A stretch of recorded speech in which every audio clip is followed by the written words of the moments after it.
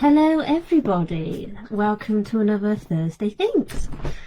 So,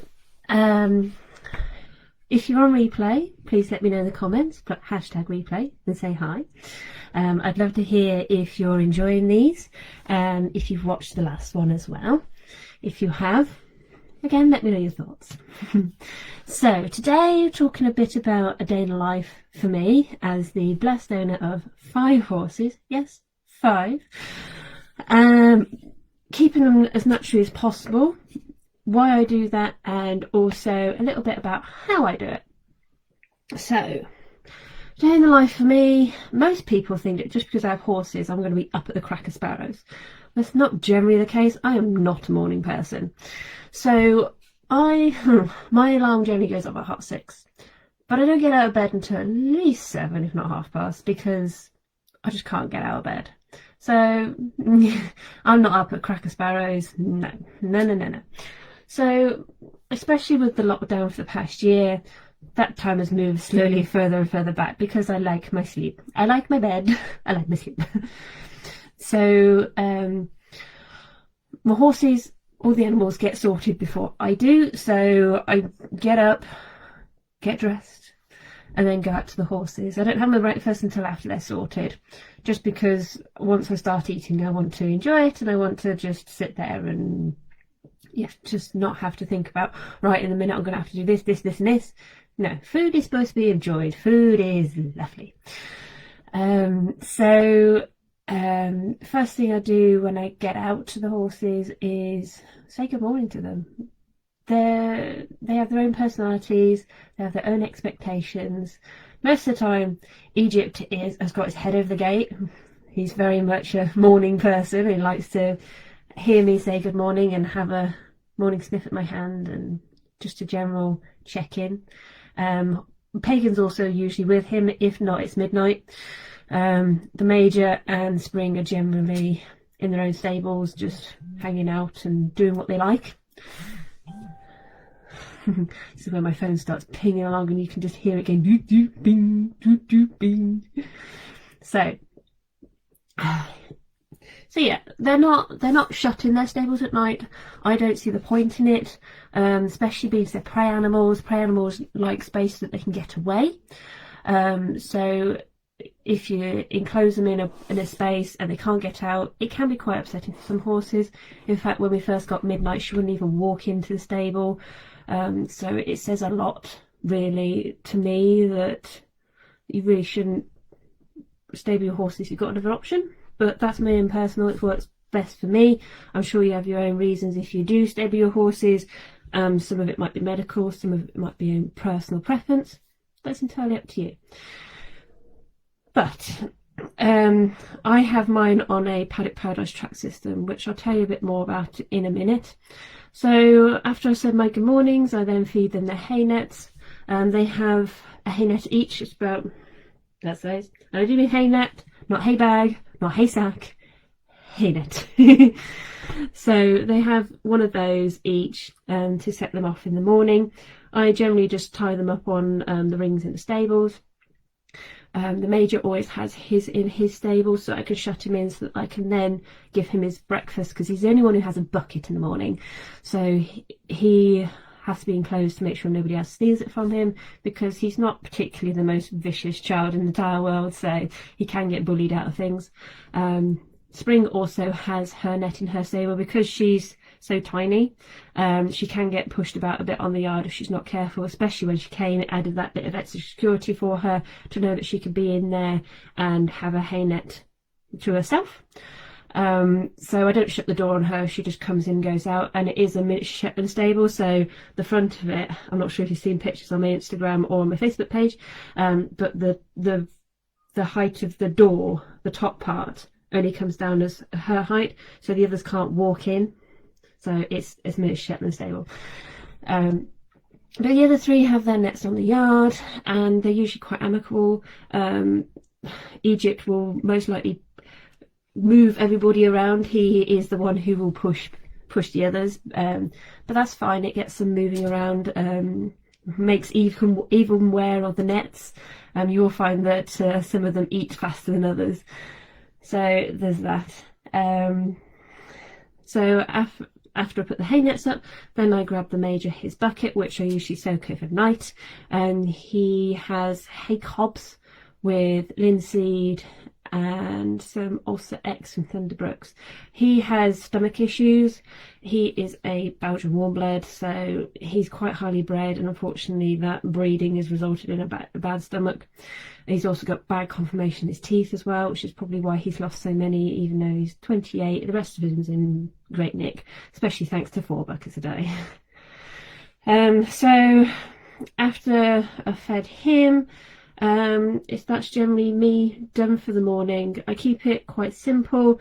Some mornings I may get up early and get out earlier, which means I might do something with one of them. Forgot, I've also got 2 guinea pigs.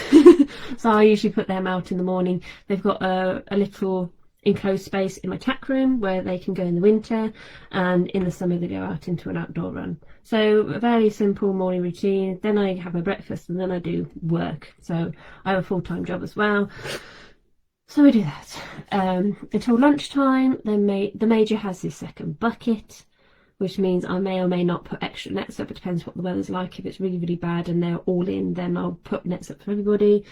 If not, then they don't get it.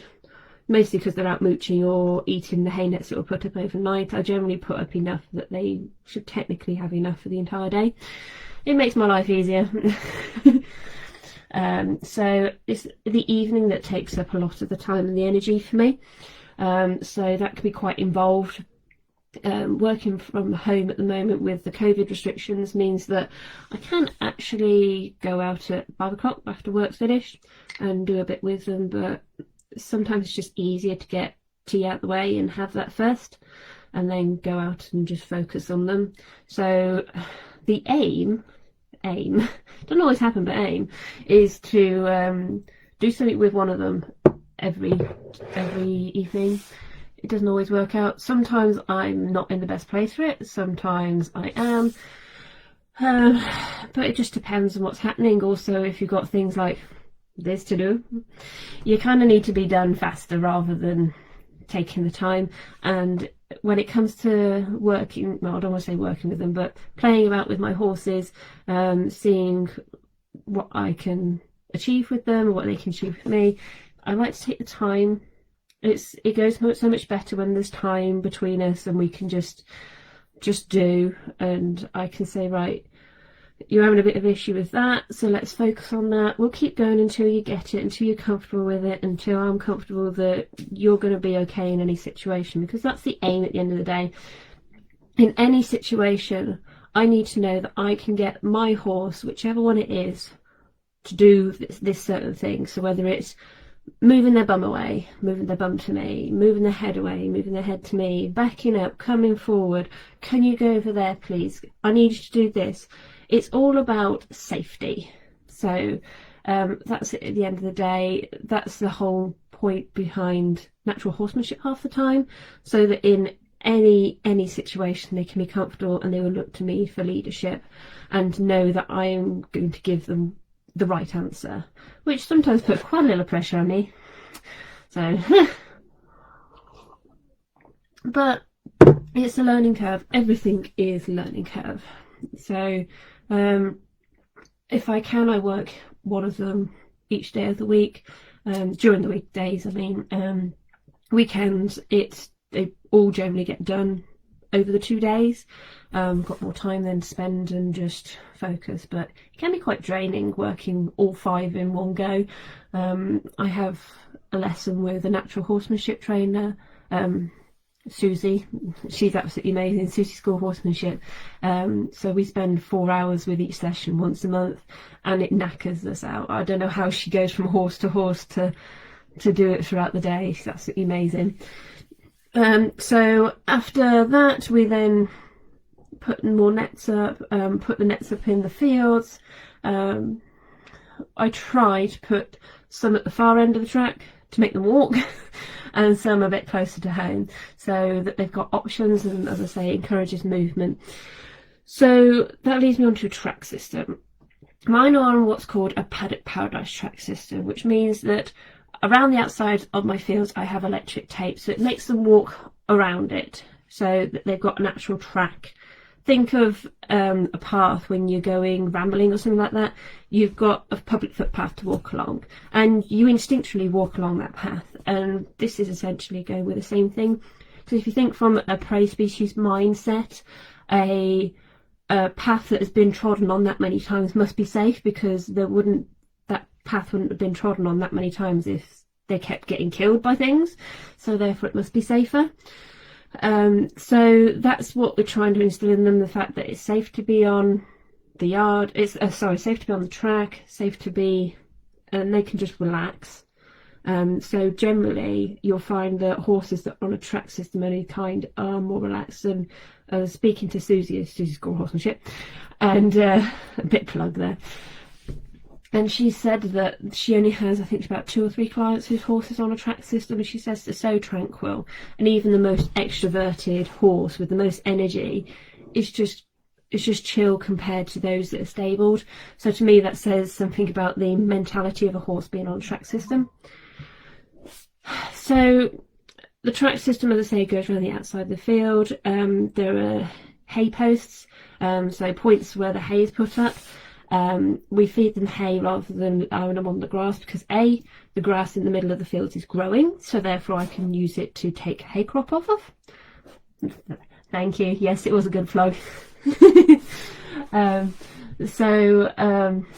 me lose my train of thought now. Hay. Yes, they're fed hay. They're fed hay because grass. Okay, so lots of hay. The hay in the middle is growing, so that I don't have to then fork out £4.50 a bale when I need about 950 to get my herd through the year. So I can get about 450 off my fields, which severely reduces my hay bill. Also, grass when it's growing in the spring is quite sugary. Therefore, that's where you get your horses with laminitis, which is very, very painful for them, and makes them hobble about, for the people that don't know what laminitis is. And it throws their body out. My horses throughout the winter months, every weekend, a day, I throw them into one of the fields so that they can eat the grass that's not full of sugar. And it gives them something different to think about and something different to experience, and just generally have space to charge around when they're the youngsters. So that's mostly why I got my track system. They've also running along the hedges, and when the hedges are growing, I think I mentioned before, the major does what we call hedge surfing. So he goes along the hedges and you can see his head just trumping across the top. He absolutely loves it, and it's great for his system. Encourages him to forage for various bits and pieces. So if he has any issues, he can forage for that specific thing, which is why I'm also trying to get more diversity of medicinal herbs around my track. If you check out the YouTube videos that I've done, you can see over there what I'm talking about. So that's a bit about my Paddock Paradise track system. There's another type of track system called Equicentral, which is a bit different. If you think more like a brainstorm or a spider, where you've got a centre and then you've got bits of. So your Equicentral works as you've got your yard in the middle with your horses on, and you'll open up this field one day, and then you'll close it, and the horses will go back on his yard, and then you'll open that field, and at the end of the day they come back on the yard. So it's more of a pasture management system, but it also does benefit the horses in the fact that no single field is destroyed, and they also have this central yard to come back to, which adds the security and safety feature for them. Also somewhere to go if they want to, like my lot will come into the yard to have a rest, particularly if it's muddy out or anything like that, to rest their feet, rest their legs. You'll probably find most of the time in the single stable all 5 of them fast asleep. They do that in the summer as well to get away from the horseflies, so there's that. So yes, my herd on a track system, I have 5. So that's an idea of a day in the life. I think I put a poll down there to say, do you want a video about the day in a life, and what I experienced, say in a winter compared to a summer, because it is vastly different about what I would do in a day and weekend versus weekday. So let me know your thoughts on that. Let me know if you have any questions. I'm quite happy to answer at any time. Just pop them in the comment section. I'll be keeping an eye on it. So just ask. So as I said, there's a YouTube channel, so go check that out. There's a Facebook group as well. You can join over there. We've got Tuesday Inspirations, which are fun little pictures and phrases that I've come up with, which I absolutely love doing. And they get first notification of any new bits and pieces. There's a place there to discuss any questions you have and things like that, so go join us over there. And there's also an Instagram at naturally_Willow, so check us out over there for daily updates in the herd. Pluggy plug. So yes, it's a very interesting day to have with horses. May seem a bit samey to some people, may seem a lot of hard work to others. It is, and some days you're frigging cold, other days you're plastered in mud and happy as Larry, and other days you're sweating and you can walk around barefoot and you're absolutely loving life. So it's really varied, really great fun. And as I say, if you've got any questions, let me know. If not, I'll see you next Thursday for the next Thursday Thinks. Thank you all. Bye.